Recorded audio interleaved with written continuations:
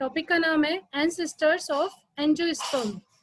जो ancestors of angiosperm है, किस पेपर से है? ये पेपर सेकंड से है, बॉटनी के पेपर सेकंड से। और बॉटनी के सेकंड पेपर का नाम क्या है? Diversity and systematic of seed plant.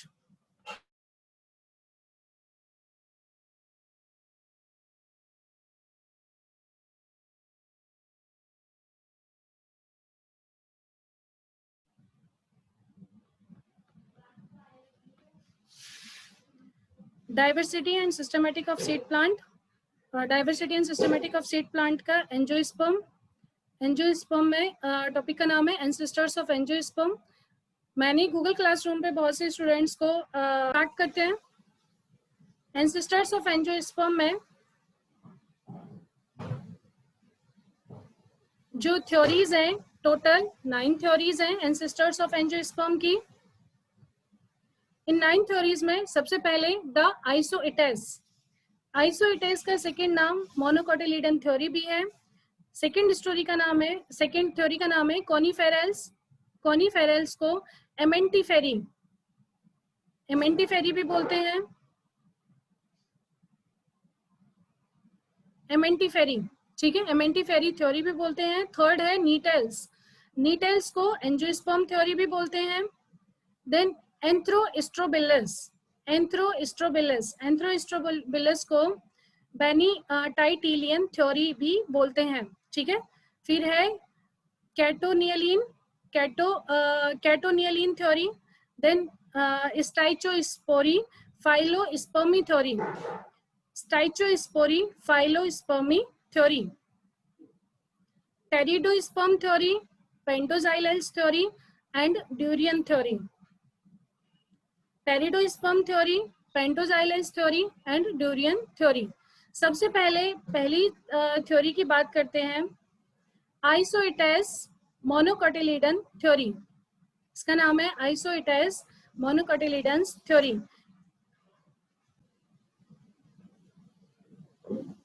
आइसोइटेस का दूसरा नाम है क्या? Monocotyledon theory. इस थ्योरी को कम्बेल ने तैयार किया था या कम्बेल ने प्रपोज किया था। This theory was proposed by Campbell and is essentially based on marked similarities between Isoetes and monocots, ठीक है। मतलब क्या है, जो कम्बेल ने इस थ्योरी के बारे में बताया तो उसने कहा कि जो ये थ्योरी है, इस थ्योरी में सिमिलैरिटीज हैं। जो सिमिलैरिटीज हैं वो आइसोइटेस और मोनोकॉट्स के बीच की सिमिलैरिटीज हैं, ठीक है। आइसोइटेस एंड मोनोकॉट्स के बीच की इसमें सिमिलैरिटीज हैं, ठीक है। स्पेशली नेजस फ्लेक्सिलिस। कौन सा प्लांट है?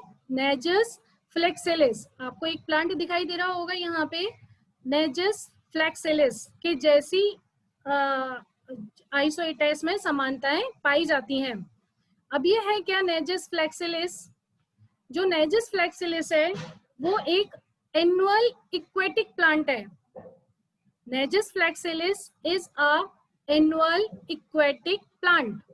क्या है Najas flexilis? Is a annual aquatic plant, ठीक है। Native of North America and Europe. कहाँ का नेटिव है? नॉर्थ अमेरिका एंड यूरोप का नेटिव है, ठीक है। He advocated that monocotyledons have been derived from Isoetes via ओफिंगोग्लासी, ठीक है। उसने ये बताया कि जो मोनोकोटिलिडन्स है वो आइसोइटेस ओफिंगोग्लासी से डेराइव हुआ है या उत्पन्न हुआ है। समझ में आ रहा है सभी को? जो कम्बेल नाम के साइंटिस्ट थे, कम्बेल नाम के साइंटिस्ट ने ये कहा कि जो आइसोइटेस थ्योरी है इसके बीच में समानताएं होती हैं। समानता किस किस के बीच में है? आइसोइटेस और मोनोकॉट्स। स्पेशली मोनोकॉट का उन्होंने एक प्लांट लिया, नाजस फ्लेक्सिलिस। जो नाजस फ्लेक्सिलिस है वो एक एनुअल इक्वेटिक प्लांट है। इन्होंने कहा कि जो मोनोकोटिलिडन्स है, मोनोकोटिलिडन्स आइसोइटेस से डेराइव हुआ है और आइसोइटेस ओफिंगोग्लोसेई से डेराइव हुआ है। अब ये ओफिंगोग्लोसेई क्या है? Ophioglossaceae a small family of fern, ठीक है। ओफिंगोग्लोसेई क्या है? Small family of fern. और फर्न क्या है? फर्न क्या है?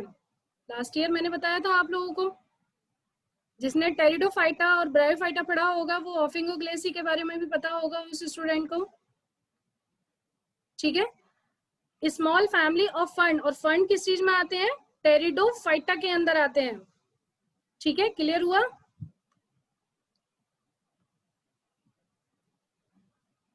क्यों कहा इसने कि जो कॉम्बेल नाम के साइंटिस्ट थे, कॉम्बेल नाम के साइंटिस्ट ने इन्हें आइसोइटेस और मोनोकॉट के बीच की जो के सिमिलर बताया, किसके बिहाफ पे? नाजस फ्लेक्सिलस के बिहाफ पे बताया। उसने कहा कि ये मोनोकोटिलिडन्स के थ्रू डेराइव हुआ है, और जो मोनोकोटिलिडन है आइसोइटेस, और आइसोइटेस ओफिंगोग्लेसी। और ओफिंगोग्लेसी क्या हो गया? ओफिंगोग्लेसी एक टेरिडोफाइटा है, यानी कि फंड है। फंड किस में आते हैं? टेरिडोफाइट्स में। आपने लास्ट ईयर पढ़ा होगा, ओके। क्यों कहा उसने ऐसे? क्योंकि बोथ यूस्पोरेंजिएट एंड लेप्टोस्पोरेंजिएट फंड। What is the meaning of eusporangiate and leptosporangiate? Eusporangiate का क्या मीनिंग होता है? यूस्पोरेंजिएट मतलब large sporangium develop from any initial cell and produce many spore, ठीक है। यूस्पोरेंजिएट क्या है? लार्ज स्पोरेंजियम होते हैं eusporangiate, develop from many initial cell, जो बहुत सारी स्टार्टिंग सेल से डेवलप होते हैं, एंड प्रोड्यूस मैनी स्पोर, और बहुत सारे स्पोर प्रोड्यूस करते हैं। लेप्टोस्पोरेंजिएट, लेप्टोस्पोरेंजिएट क्या होते हैं? Leptosporangiate small sporangium, small sporangium है, develop from single initial cell. किससे डेवलप हुए हैं? सिंगल इनिशियल सेल से डेवलप हुए हैं, and produce small definite number of spore, छोटे और डेफिनेट स्पोर प्रोड्यूस करते हैं, ठीक है। तो both eusporangiate and leptosporangiate fern and their alleles like Lycopsida, Isoetes, etc. have been shown to possess many common features with those of monocotyledons. जो fern था, जो ओफिंगोग्लेसी थे, ओफिंगोग्लेसी मोनोकोटिलिडन्स के जैसे फीचर्स या कॉमन फीचर्स वो रखते थे, इसीलिए कॉम्बेल ने उन्हें ओफिंगोग्लेसी से के रिजेंबल बताया, ठीक है। आइसोइटेस एंड इक्वेटिक एम्फीबियस जेनेरा। आइसोइटेस क्या होते हैं? आइसोइटेस एम्फीबियस इक्वेटिक जेनेरा है, इज प्रोडोमिनेंटली हर्बेशियस, जो कि कैसे होते हैं? हर्बेशियस होते हैं, यानी कि ग्रीन होते हैं। एंड मोस्ट ऑफ, जैसे कि फ्लेसिनेई, फ्लेसिनेई क्या है? फ्लेसिनेई एक टेरिडोप्सिडा, टेरिडोप्सिडा का एक टेरिडोप्सिडा की एक ब्रांच है, टेरिडोप्सिडा की एक ब्रांच है फ्लेसिनेई, ठीक है। उसके जैसे आइसोइटेस में स्ट्रक्चर होती है। It is found in humid tropic, कहाँ मिलते हैं? ह्यूमिडिटी वाले क्षेत्र में मिलते हैं ये। A habit which is also characteristics of a large number of मोनोकोटिलिडन्स, लेकिन जो इसकी हैबिट है वो मोनोकोटिलिडन्स के जैसी है, ठीक है। The marked similarity in habit and in the embryo and anatomy of the older sporophyte of Isoetes and some other lower aquatic monocotyledons. और दूसरी इन्होंने सिमिलैरिटी कहाँ देखी? हैबिट में, एम्ब्रियो में एंड एनाटॉमी में, हैबिट में, एम्ब्रियो में एंड एनाटॉमी में, ठीक है। जो लोअर इक्वेटिक मोनोकोटिलिडन्स के हैबिट, एम्ब्रियो और एनाटॉमी की सिमिलैरिटीज थी वो इन्होंने आइसोइटेस में देखी। Have also been pointed out by Campbell, Campbell के थ्रू ये पॉइंटेड आउट किया गया। ही सजेस्ट दैट, उन्होंने ये सजेस्ट किया कि the herbaceous character in angiosperm is primitive, जो हर्बेशियस करेक्टर होते हैं एंजियोस्पर्म के वो प्रिमिटिव होते हैं, यानी कि स्टार्टिंग के प्रिमिटिव होते हैं, इनहेरिटेड होते हैं फ्रॉम फ्लेसिनियन एंसेस्टर। और जो फ्लेसिनियन क्या है, फ्लेसिनियन मैंने आपको अभी लास्ट वाली स्लाइड में बताया था। फ्लेसिनियई क्या था, ये फ्लेसिनियई ये था टेरिडोप्सिडा यानी कि टेरिडोफाइट। तो कंबेल ने हमें क्या लास्ट में सजेस्ट किया कि जितने भी हर्बेशियस करेक्टर होते हैं एंजियोस्पर्म में प्रिमिटेड होते हैं, इनहेरिटेड होते हैं फ्लेसिनियन एंसेस्टर्स से, ठीक है।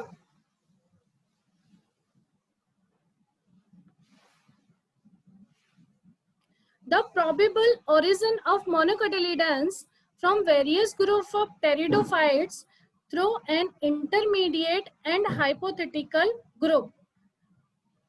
जो मोनोकोटिलिडन्स के ओरिजिन यानी कि प्रोबेबल ओरिजिन है जो टेरिडोफाइट से निकले हैं through an intermediate and hypothetical group, ठीक है, इंटरमीडिएट और हाइपोथेटिकल ग्रुप के द्वारा। The proto-angiosperm has also been postulated by Engler। तो अगर आपको क्वेश्चन आता है कि प्रोटो-एंजियोस्पर्म को किसके थ्रू पोस्टुलेट किया गया, किसने पोस्टुलेट किया, एंगलर ने उसे पोस्टुलेट किया। And he is associated according to whom due to herbaceous nature of most of the member of this group they are not represented in fossil। Engler ने ये बताया कि जितने भी जो एंसेस्टर्स होते हैं एंजियोस्पर्म के, जो प्रोटो एंजियोस्पर्म होते हैं जिसे एंगलर ने पोस्टुलेट किया था, जिनकी हर्बेशियस नेचर होती है, अगर हर्बेशियस नेचर है तो हम उसे फॉसिल में काउंट ही नहीं कर सकते, कंसीडर ही नहीं कर सकते, ठीक है ना, तो उसे फॉसिल में कंसीडर नहीं किया गया। Engler also postulated the direct derivation of monocotyledons from Ophingoglaceae। Engler ने ये भी कहा सीधे कि जो मोनोकोटिलिडन्स ओफिंगोग्लेसी से आए हैं on the basis of similarities of their vascular bundle. क्यों आए हैं ओफिंगोग्लेसी से, क्योंकि उनमें वेस्कुलर बंडल प्रेजेंट होते हैं, ठीक है। तो जो एंगलर ने मोनोकोटिलिडन्स को डेराइव किया था, मोनोकोटिलिडन्स के बारे में बताया था कि वो ओफिंगोग्लेसी से आए हैं। क्यों आए हैं, उनका रीजन क्या था, क्योंकि because of vascular bundle present होते हैं ओफिंगोग्लेसी में, जो कि एक क्या है, टेरिडोफाइट है, ठीक है। वेस्कुलर बंडल प्रेजेंट होते हैं, इसलिए उन्होंने इसके बिहाफ पे कहा कि मोनोकोटिलिडन्स जो है वो वेस्कुलर बंडल के साथ सिमिलैरिटीज रखते हैं। However, the theory of pteridophytes ancestry is highly unacceptable। इसीलिए जो टेरिडोफाइट की थ्योरी थी वो हाईली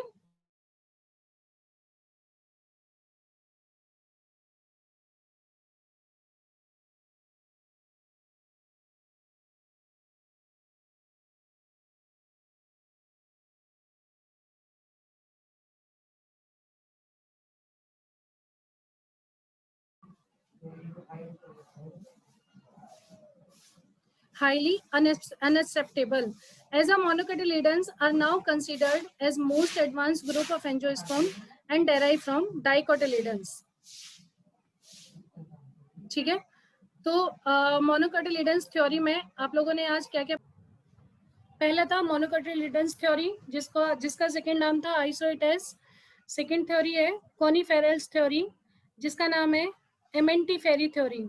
सेकंड नेम इसका क्या है, एमेंटीफेरी थ्योरी, ठीक है। कोनिफेरल्स थ्योरी को क्या बोलते हैं, एमेंटीफेरी थ्योरी भी बोलते हैं। इस थ्योरी को किस किसने प्रपोज किया था, this theory has been proposed bye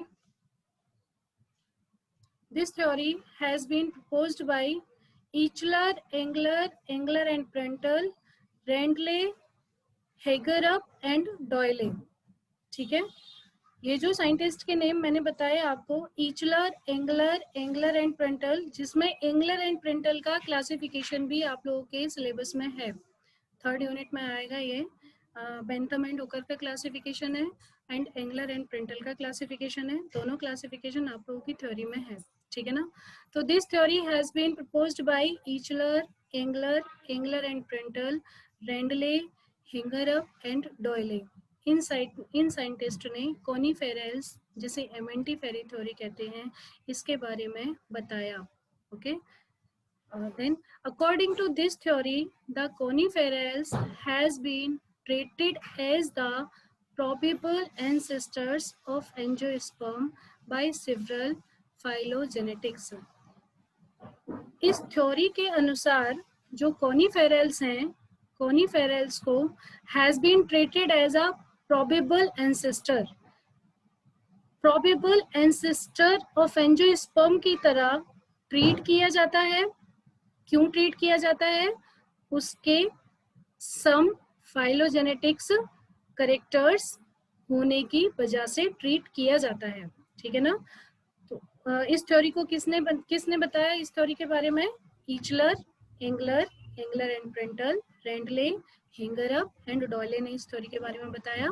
and according to this theory coniferales को कैसे ट्रीट किया जाता है? प्रोबेबल, यानी कि कंप्लीट नहीं हो सकते हैं, प्रोबेबल एंसेस्टर्स ऑफ एंजियोस्पर्म की तरह ट्रीट किया जाता है। क्यों ट्रीट किया जाता है? क्योंकि इसमें कुछ फाइलोजेनेटिक्स करेक्टर्स प्रेजेंट होते हैं। ठीक है, फाइलोजेनेटिक्स करेक्टर्स प्रेजेंट होते हैं। They pointed out several resemblance between angiosperm and conifers. उन्होंने एंजियोस्पर्म और कॉनिफर्स के बीच में कुछ रिजेम्बलेंस देखी, या कुछ रिजेम्बलेंस को, कुछ सिमिलैरिटीज को पॉइंटेड आउट किया, and propose that coniferales might have given rise to. और उन्होंने क्या बताया? उन्होंने कहा, किसने कहा? ये जो साइंटिस्ट हैं, कौन से scientist? Eichler, Engler and Prantl and Rendle, Hagerup and Doyle, ये साइंटिस्ट है। इन्होंने कॉनिफेरल्स एमेंटिफेरी थ्योरी के बारे में बताया है। इस थ्योरी के अकॉर्डिंग जो ये कॉनिफेरल्स होते हैं, इन्हें प्रोबेबल एंसेस्टर्स ऑफ एंजियोस्पर्म की तरह ट्रीट किया जाता है। क्यों ट्रीट किया जाता है? क्योंकि कुछ फाइलोजेनेटिक्स करेक्टर्स उसमें प्रेजेंट होते हैं। ये जो फाइलोजेनेटिक्स करेक्टर्स प्रेजेंट होते हैं, इसी के बिहाफ पे कुछ समानताएं और कुछ असमानताएं भी कंसीडर की गई है। ठीक है, समानताएं की अगर हम सिमिलैरिटीज यानी कि समानताएं की बात करते हैं, तो आप लोग इसमें देख पा रहे हो नेक्स्ट स्लाइड में। पहला है primitive group of angiosperm known as Amentiferae. Primitive यानी कि हाइपोथेटिकल, जो स्टार्टिंग ग्रुप होता है एंजियोस्पर्म का, उसे एमेंटिफेरी कहते हैं।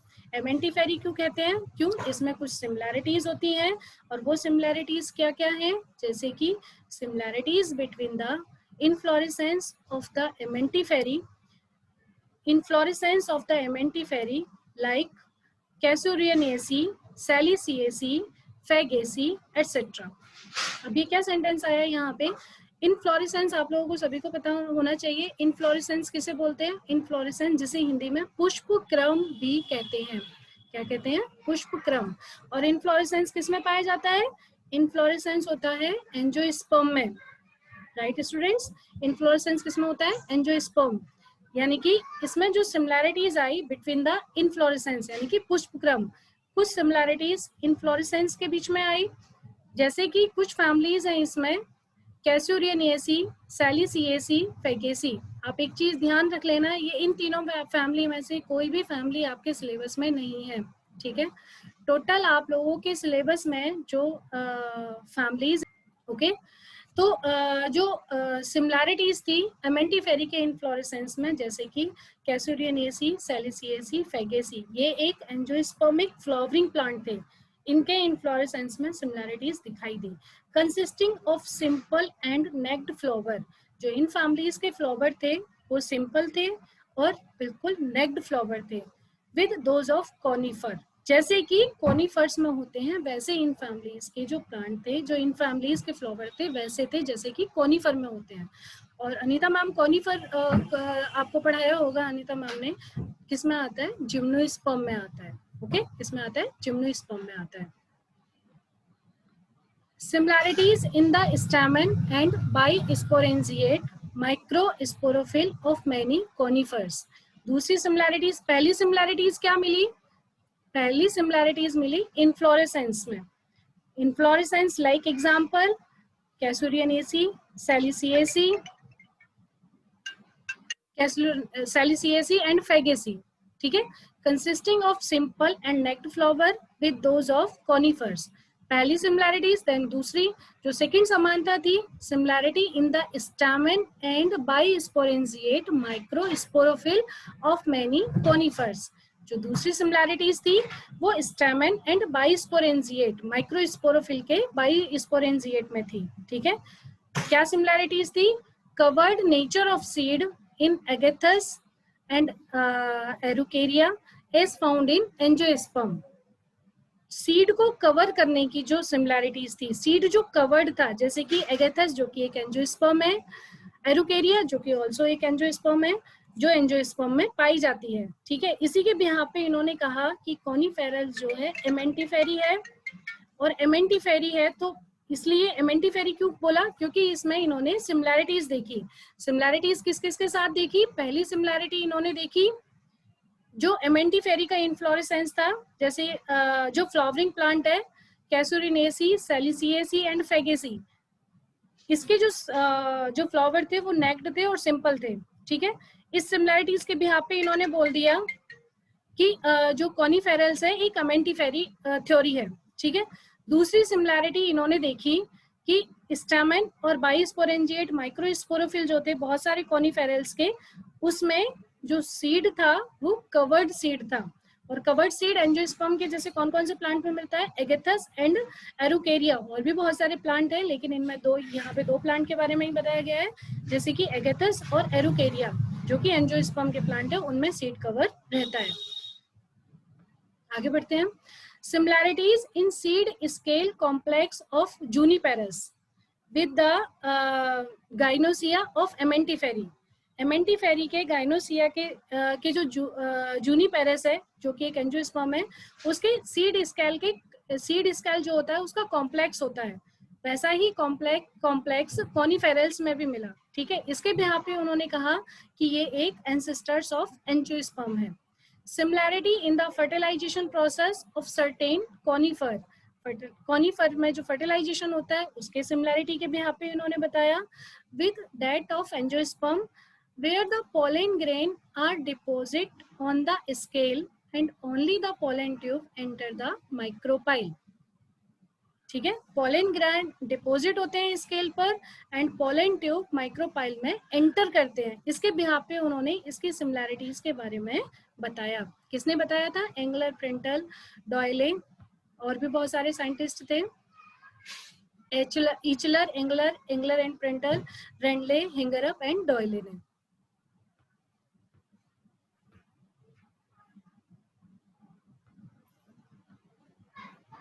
इन सिमिलैरिटीज के साथ साथ it is now very well documented that these resemblance are only superficial. ये जो रिजेम्बलेंस थी वो सुपरफिशियल थी, दैट मीन्स आउटर थी, आउटर कवरिंग थी, केवल सुपरफिशियल थी, and due probable of parallelism, और साथ ही साथ जो चल रही थी। Further this theory is not acceptable, लेकिन बाद में इस थ्योरी को भी एक्सेप्ट नहीं किया गया। क्यों नहीं किया गया? Because the Amentiferae group is now considered as an advance group of angiosperm. क्योंकि एमेंटिफेरी ग्रुप जो होता है वो आज की डेट में एंजियोस्पर्म के ग्रुप में कंसिडर किया जाता है। और पहले वाले का क्या रीजन था? पहले वाले का भी सेम ही रीजन था। क्यों नहीं एक्सेप्ट किया गया था? क्योंकि जो कॉनिफेरल्स या जो मोनोकोटिलिडन्स ग्रुप था वो आज कंसीडर किया जा रहा है एडवांस ग्रुप ऑफ एंजियोस्पर्म में। और ये हम कंसीडर करना नहीं करना, इसे हम किस बिहाफ पे डिस्क्राइब करते हैं? क्लासिफिकेशन के बिहाफ पे हम इस चीज को डिस्क्राइब करते हैं। जब आप थर्ड यूनिट में जाओगे, थर्ड यूनिट में जब आप बेंथम एंड हुकर का क्लासिफिकेशन पढ़ोगे तो वहां पे आप लोगों को ये चीज क्लियर होगी कि बेंथम एंड हुकर ने जैसे जैसे क्लासिफिकेशन दिया है उसी के बिहाफ पे एंजियोस्पर्म को कहाँ रखा गया है और जिम्नोस्पर्म को कहाँ कंसीडर किया गया है। ठीक है ना? तो कॉनिफेरल्स यानी कि जो एमेंटिफेरी थ्योरी है और पहली जो आइसोइटेस है यानी कि मोनोकोटिलिडन्स थ्योरी है, उन दोनों का रीजन एक ही निकला कि इन्हें एक्सेप्ट नहीं किया गया एंसेस्टर्स ऑफ एंजियोस्पर्म में। क्यों नहीं किया गया? क्योंकि एमेंटिफेरी ग्रुप को आज की डेट में कंसीडर किया जाता है एडवांस ग्रुप ऑफ एंजियोस्पर्म। ठीक है, ओके। अब आप अपने Okay. In spite of these similarities, it is now very well documented that these resemblances are only superficial due to probable to parallelism. Further, this theory is not acceptable because Amentiferi group is now considered as an advanced group of angiosperm. ठीक है. Advance features, अगर आपको question ये आता है write down the advance feature of Amentiferae, तो आप ये एडवांस फीचर्स आप राइट डाउन करोगे. एडवांस फीचर्स में जैसे पहला एडवांस फीचर है primitive angiosperm flower is bisexual. ठीक है, क्या है? Primitive angiosperm flower is bisexual. Bisexual का मीनिंग क्या होता है? मेल और फीमेल एक ही फ्लावर में प्रेजेंट होंगे. Whereas cones of conifer are uniformly unisexual, जबकि जो कॉनिफर्स होते हैं, कॉनिफर्स का जो कॉन होता है वो यूनिसेक्सुअल होता है. ये एडवांस फीचर है. कौन सा पहला एडवांस फीचर क्या हुआ? जो प्रिमिटिव एंजियोस्पर्म होते हैं फ्लावर के वो बाइसेक्सुअल होते हैं, जबकि जो कॉनिफर्स का कॉन होता है वो यूनिफॉर्मली यूनिसेक्सुअल होता है, यानी कि या तो वो मेल होगा या फिर वो फीमेल होगा. Okay. Next, the inflorescence of Amentiferous family, the inflorescence of Amentifera's family exhibit specialized structure. जो Amentifera's का इन्फ्लोरेसेंस होता है वो स्पेशल स्ट्रक्चर को शो करता है. ठीक है. The flower of these families are not primitively simple but are highly reduced. ये जो फ्लावर होते हैं इस फैमिली के प्रिमिटिवली नहीं होते, सिंपल नहीं होते, हाईली रिड्यूस होते हैं. थर्ड है would anatomical data suggest that, जो वुड आउटर स्ट्रक्चर कास्टिया की जो स्ट्रक्चर होती है उससे क्या शो होता है? Amentiferae are highly advanced. Amentiferae highly advanced है. सम ऑफ द एंजियोस्पर्म, जैसे कि कुछ एंजियोस्पर्म होते हैं लाइक ट्रोकोडेंड्रॉन, टेट्रासेंट्रोन एंड अदर, जो ये एंजियोस्पर्म है विच लैक वेसल्स, जिनके अंदर वेसल प्रेजेंट नहीं होती है. अगर आपको क्वेश्चन ये आता है कि ऐसे एंजियोस्पर्म का नाम बताओ जिनमें वेसल प्रेजेंट नहीं होती, आप अंडरलाइन कर लेना इसे, तो आपका आंसर क्या होगा? ट्रोकोडेंड्रॉन एंड टेट्रासेंट्रोन के अंदर वेसल प्रेजेंट नहीं होती. Have a structurally more primitive secondary xylem, उसमें क्या प्रेजेंट होता है? सेकेंडरी जाइलम प्रेजेंट होता है. Then conifer as well as amentiferae. ठीक है. ओव्यूलिफेरस स्केल ऑफ कोनिफर, जो ओव्यूल स्केल होता है कोनिफर में, and carpel of angiosperm follow distinctly different, मतलब अलग होते हैं, lines of evolutionary specialisation. The carpels of angiosperm are modified leaves. Angiosperm का जो कार्पेल्स होता है उसमें मॉडिफाइड लीव्स प्रेजेंट होती हैं, जिसे क्या कहते हैं? फाइलोस्पोरस. लास्ट ईयर भी ये मैंने 1 मार्क्स में दिया था क्वेश्चन, इस बार भी आ सकता है कि फाइलोस्पोरस, व्हाट इज फाइलोस्पोरस, क्या होता है? Carpels of angiosperm. Carpels of angiosperm क्या होते हैं? That is the modified leaves. ठीक है. Where is the seed bearing organs of the conifers are never so and probably represent modified telomes system. Telome system को modified telome system को represent करती है. Thus, this theory, which proposed coniferals as ancestors of angiosperm and Amentiferae as primitive of angiosperm, is ruled out. Ruled out मतलब ये theory भी ancestors of angiosperm की तरह treat नहीं हुई, इसे भी नेग्लेक्ट कर दिया गया. ठीक है. ये रेफरेंसेस है, यहाँ से ये लिया गया है.